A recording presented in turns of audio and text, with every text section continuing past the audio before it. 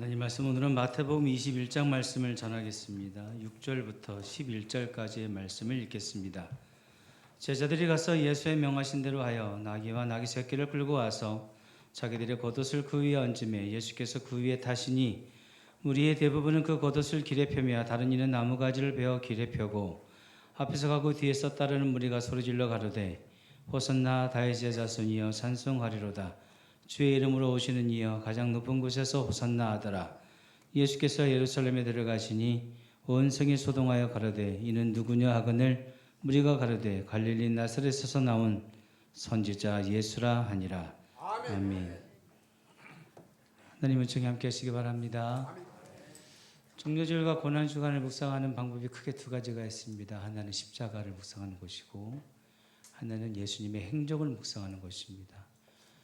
올해에는 십자가도 물론 묵상하겠습니다만 예수님의 행적을 중심으로 해서 묵상을 좀 해보려 합니다. 그래서 새벽기도, 특별 새벽기도도 그렇게 준비를 하고 있고 오늘 종료주일 말씀도 예수님의 행적과 관련된 말씀을 전하도록 하겠습니다. 아시다시피 오늘 전 세계의 교회가 지키는 종료주일입니다. 종료주일이라고 한 것은 예수님께서 예루살렘 입성하실 때 연대에 서 있었던 무리들이 종려나무 가지를 흔들면서 주님을 환영한 데에서 나온 표현이 되겠습니다. 실제로는 종려나무가 아니라 대추야자나무라고 합니다. 그러나 나무가 중요한 것이 아니기 때문에 크게 문제를 삼고 있는 것은 아닌 것 같습니다.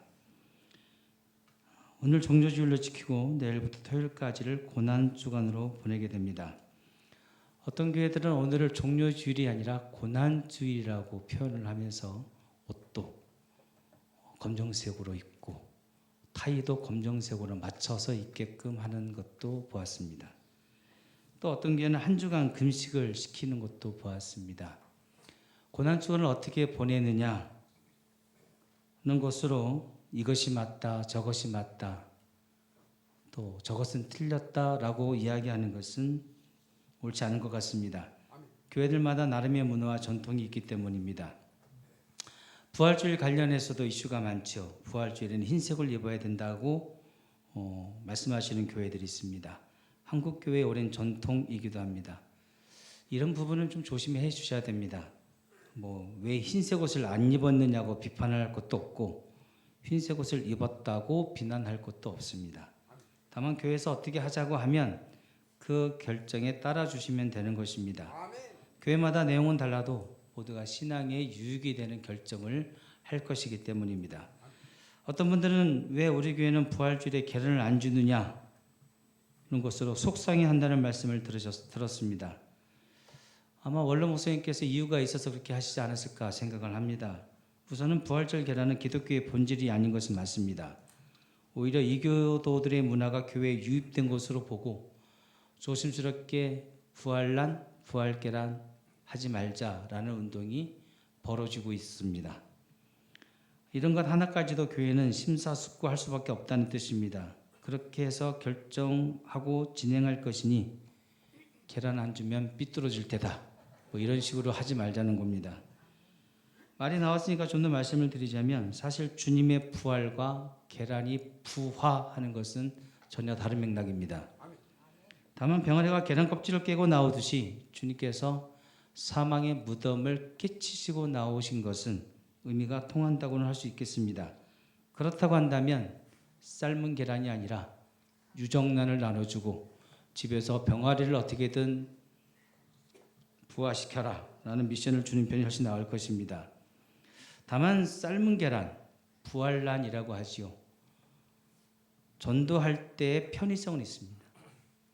불신자들도 나눠주면 부활절이군요 라고 생각을 할 것이지만 요즘은 먹는 것 잘못 줬다가는 큰일 치르게 되니 이것도 참 조심스럽습니다. 이런 부분들 조심하자는 겁니다. 성경의 본질이나 진리가 아닌 것을 신앙생활의 중요한 가치인 양 우리가 착각을 하게 되면 우리가 실수를 할 수 있게 되어집니다. 그러나 이런 것을 분별해가는 즐거움도 신앙생활의 묘미라 할 수 있겠습니다. 아무쪼록 종료주일과 고난주간을 맞이하여서 우리 신앙이 한층 더 성장해지고 그래서 주님을 기쁘시게 해드리는 우리 귀한 종들 되시기를 바랍니다. 아멘. 오늘 본문 말씀은 십자가를 향해 한 걸음씩 다가가시는 예수님의 행적 가운데 종료주의를 통해 주시는 교훈을 살펴보도록 하겠습니다. 먼저 10절과 11절을 읽어보겠습니다. 예수께서 예루살렘에 들어가시니 온성이 소동하여 가로되 이는 누구뇨 하거늘 우리가 가로되 갈릴리 나사렛에서 나온 선지자 예수라 하니라. 종료주일의 가장 중심이 되는 사건이라고 한다면 아무래도 예수님께서 어린 나귀를 타고 예루살렘으로 입성하신 사건일 것입니다. 이 일로 온 성이 소동했다고 합니다. 당시의 유월절이었습니다. 당시 때가 유월절을 앞둔 시기였기 때문에 지방에서 전국적으로 또 해외에 나가 있었던 사람들까지 해서 유월절을 지키기 위해서 약 100만 명 정도가 예루살렘 안에 들어와 있었다고 합니다. 북새통을 이뤘던 것이죠. 그렇지 않아도 시끌벅적한 상황에 당시 가장 큰 이슈였던 슈퍼스타 예수 그리스도가 예루살렘에 입성한다는 소문이 난 것입니다. 그래서 더욱 상황이 복잡해진 것이라 할 수 있겠습니다. 그럼 본문 속으로 들어가서 6절과 7절을 또 읽어보겠습니다. 제자들이 가서 예수의 명하신 대로 하여 나귀와 나귀 새끼를 끌고 와서 자기들의 겉옷을 그 위에 얹으며 예수께서 그 위에 타시니 예수님께서 제자들에게 나귀를 끌고 오라고 하셨고 그 끌고 온 나귀를 타셨다는 이야기입니다. 다른 복음서를 보시면 어린 나귀를 타셨다라고 하는 표현이 나옵니다. 즉 제자들이 끌고 온 2마리의 나귀 중에 새끼 나귀를 타셨다는 것을 알 수 있습니다.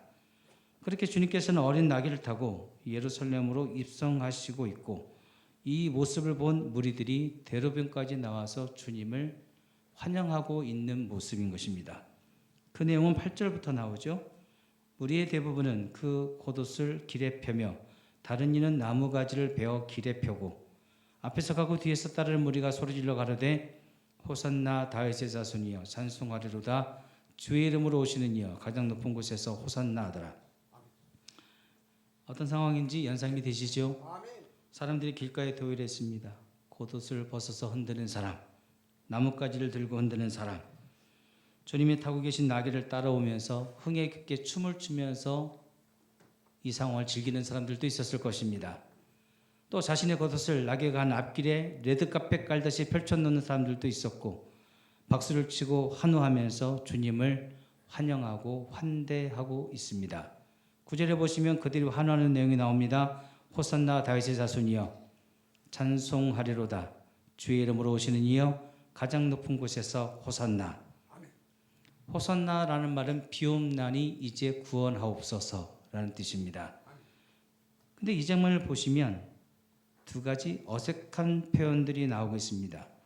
어색한 부분 첫 번째는 주님께서 타고 계시는 새끼 나귀입니다. 지금 예루살렘에 입성하시는 퍼포먼스로 보면 왕을 맞이하는 백성들의 모습이 아니면 전쟁에서 큰 승리를 거두고 돌아오는 개선 장군을 맞이하는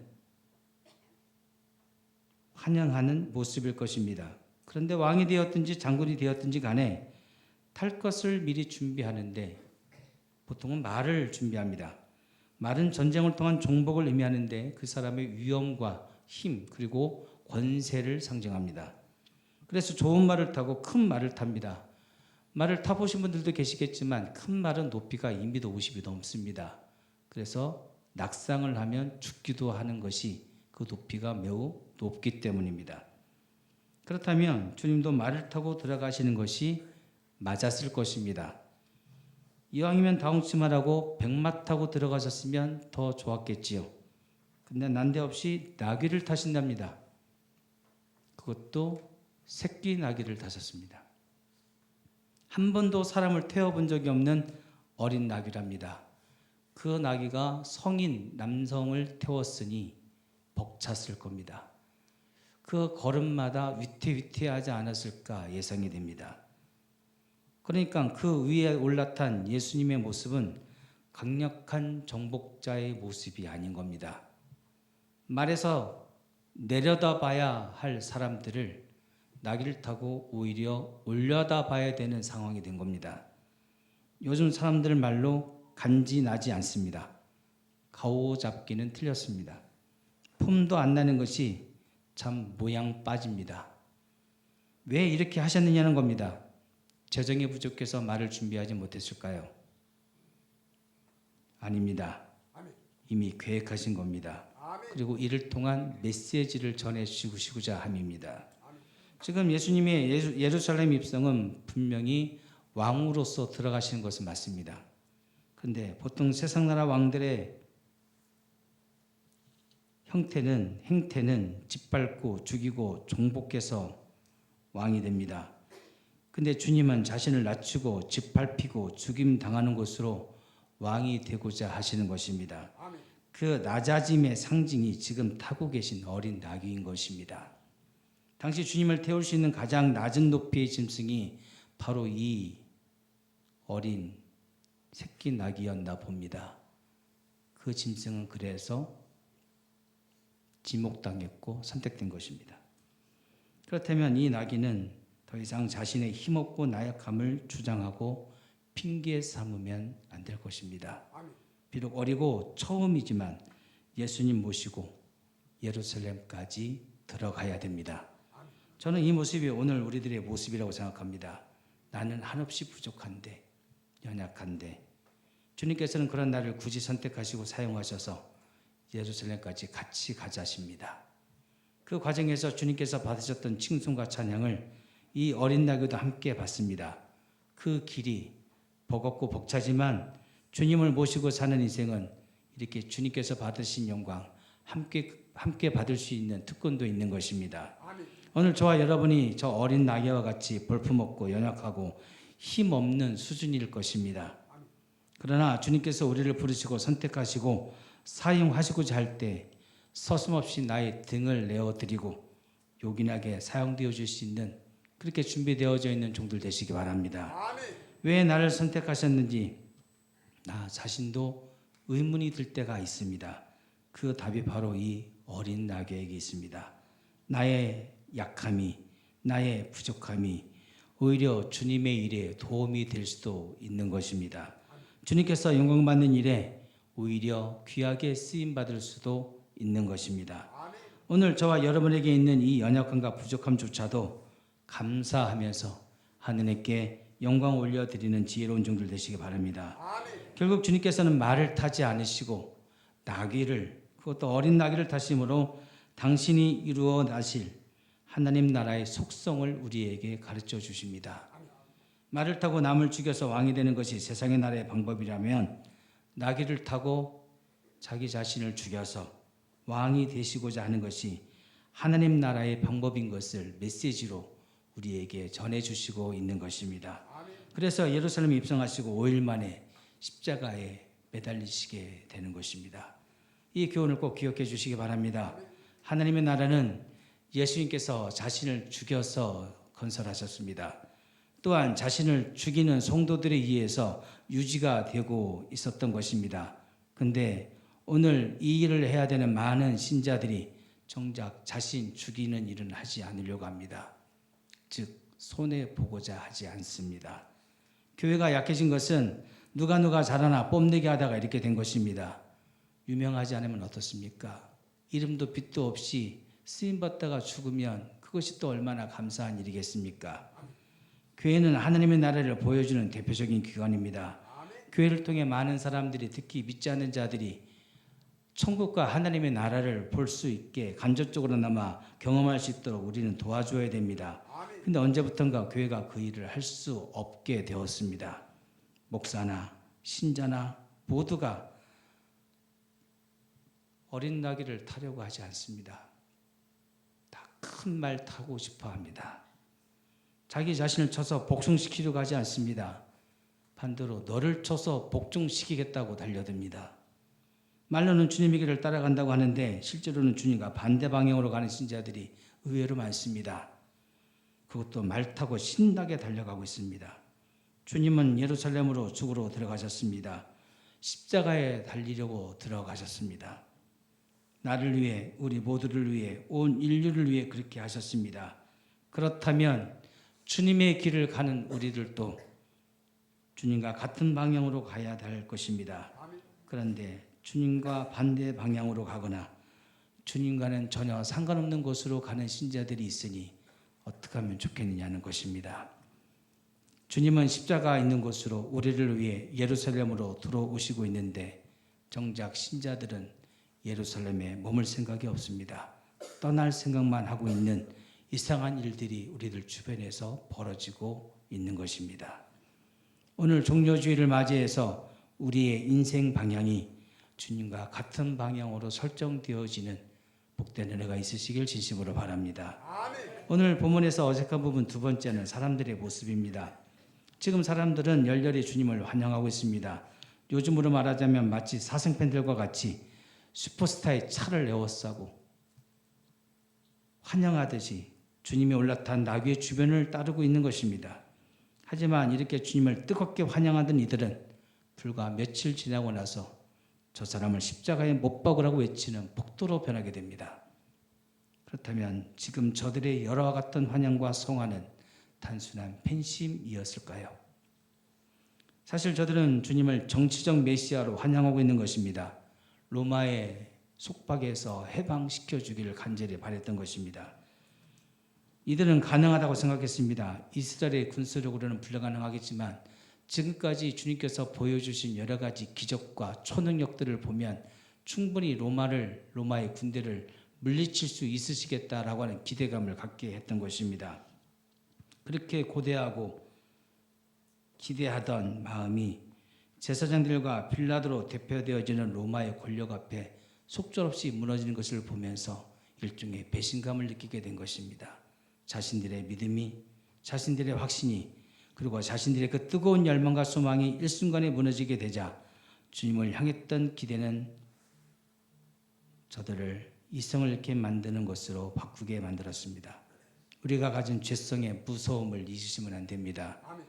우리들도 어떻게 폭도로 변하게 될지 모르는 것입니다. 오늘 종려나무 가지를 흔들던 나의 손이 며칠 지나지 않아 망치를 든 손으로 바뀌어질 수 있습니다. 그렇다면 지금 여러분의 손에는 무엇이 들려 있으십니까? 종려나무 가지가 들려 있으십니까? 망치가 들려 있으십니까? 주님을 실제로 못 박았던 무리는 로마의 군인들이었지만 그 십자가의 형틀로 밀어 넣었던 것은 하나님을 믿는 유대인들이었음을 우리들이 기억해야 되는 것입니다. 주님은 이스라엘을 로마로부터 해방시키기 위해서 온 것이 아니라 죄로부터 해방시키기 위해서 오셨으나 사람들은 그것을 오해하였습니다. 마찬가지로 오늘 신앙생활은 우리들이 주님에 대해서 오해하면서 신앙생활을 할 수 있습니다. 나를 고통스럽게 만들고 있는 이 문제 해결해 주실 것이라고 믿고 신앙생활을 할 것입니다. 거무칙칙한 나의 인생 황금빛, 핑크빛으로 바꿔주실 것이라는 기대감을 가지고 그 맞춤형 축복을 기대하면서 믿음생활을 하시는 분들도 있으실 것입니다. 물론 주님은 그렇게 해 주실 수 있으십니다. 그러나 더 중요한 신앙의 근본적인 문제는 관심 없이 옛날 우리 조상들이 장독대에서 정화수 떠놓고 빌었던 샤머니즘적 믿음에 편승해서 그런 신앙으로 오늘을 우리들이 신앙생활을 하고 있는 것은 아닌지 돌아봐야 할 것입니다. 아멘. 여러분 혹시 용광머슴이라는 말 들어보셨습니까? 책을 보다가 재밌는 글을 읽게 되었습니다. 옛날 평안도에 머슴이 살고 있었는데 이 머슴은 평소에 생각이 짧고 행동이 앞서는 머저리라고 합니다. 하루는 이 주인이 이 머슴을 불러서 이렇게 말을 합니다. 자네 내일 아침에 용광 좀 갔다 와야 되겠네. 그렇게만 이야기했습니다. 그러고 나서 아침이 되어서 이 종을 찾는데 없습니다. 아무리 찾아도 없는 겁니다. 나중에 오후 지나서 이 종이 나타났는데 주인이 화가 나서 묻습니다. 용광 가기로 했는데 대체 어딜 갔다 왔느냐고 그러면서 화를 내자 종이 용광 다녀왔다고 얘기를 하더랍니다. 아침에 용광 다녀왔다는 겁니다. 주인이 어이가 없습니다. 용광을 보내려고 했던 이유는 심부름을 보내려고 했던 건데 심부름의 내용도 모르고 그냥 용광만 갔다 온 겁니다. 저는 이 모습의 모습을 보면서 우리 모습은 아닐까 하는 생각이 들었습니다. 신앙생활을 하는데 목적이 없습니다. 왜 해야 되는지를 모릅니다. 생각 없이 일하는 사람을 그때부터 용광 모습이라고 불렀다는데 용광 신앙은 아닐까 하는 생각도 해봅니다. 아무 생각이 없습니다. 그냥 합니다. 그냥 갑니다. 그러면서 칭찬은 받고 싶습니다. 하지만 주인에게 호된 질책을 받고 있는 용광 모습의 모습은 장차 백보자 심판대 앞에서 우리의 모습은 아닐까 염려가 되는 것입니다. 너 뭐하다 왔니? 저 주님의 일 열심히 하다 왔습니다. 네가 언제 주님의 일 했냐? 내가 하라는 일은 하나도 안 하고 네 하고 싶은 대로 하고 살다 왔으면서 무슨 주님의 일을 했다고 이렇게 핑계를 대느냐라고 호통을 받을까 걱정이 되는 것입니다. 주님께서 예루살렘으로 가신 것처럼 우리들도 예루살렘으로 따라 들어가야 되는 사람들입니다. 주님께서 십자가를 지시기 위해 나귀를 타신 것처럼 우리들도 자기 십자가 지고 주님 따르는 일 해야 되는 사람들인 것입니다. 그래서 오늘 우리의 신앙의 방향과 목적이 말을 타는 것이 아니어야 됩니다. 말이 목적이 되어서는 안 됩니다. 우리도 예수님처럼 낙이 타는 인생 되어야 되겠습니다. 내가 성공하기 위해서 남을 죽여야 되는 세상의 논리에 맞서 주시기 바랍니다. 그리고 자신을 죽여서 우리 모두를 구원까지 하셨던 그 주님의 발자취를 나귀를 타고 따라갈 수 있는 귀한 믿음의 종들 되시기 바랍니다. 기도하겠습니다.